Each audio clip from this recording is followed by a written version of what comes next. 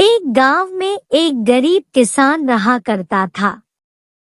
उसके पास 2 भैंसें थी जिनसे वह दूध निकालकर उस दूध का घी बनाकर उसी गांव के एक दुकानदार को बेचा करता था। किसान उस दुकानदार को 1 लीटर घी दिया करता था और घी के बदले दुकानदार उसे 1 किलो आटा और घर के खाने की सामग्री दिया करता था। किसान और दुकानदार एक दूसरे पर काफी भरोसा करते थे। कई साल बीत गए, दोनों ने कभी एक दूसरे से कोई शिकायत नहीं की। एक दिन दुकानदार में मन में आया कि आज मैं घी को तौल कर देखूं। जब उसने किसान के द्वारा दिए हुए घी को तौला तो घी 200 ग्राम कम था।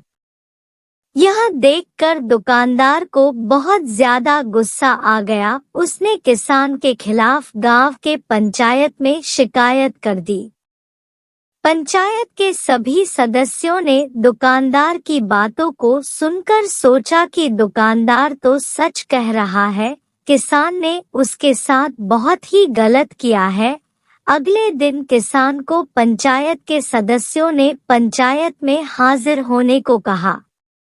जब पंचायत के सदस्यों ने किसान से पूछा कि तुमने दुकानदार के साथ धोखा क्यों किया, तुम उसे इतने साल से घी कम देते आए हो, तुम्हें अपनी गलती माननी पड़ेगी और इसका पश्चाताप करना ही होगा।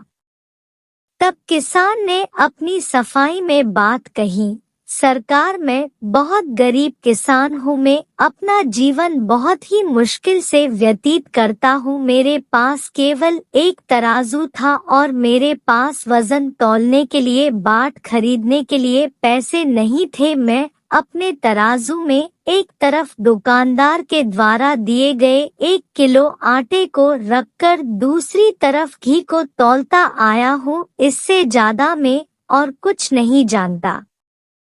किसान की यह बात सुनकर पंचायत के सभी सदस्य और गांव के लोग सन्न रह गए। सभी को यह समझ आ गया कि असली गुनहगार तो दुकानदार है। इसलिए दोस्तों, कहा गया है कि जीवन में आप जैसा लोगों के साथ करते हैं, वैसा ही आपके साथ भी अवश्य होगा। इसे ही कहा जाता है, जैसी करनी वैसी भरनी।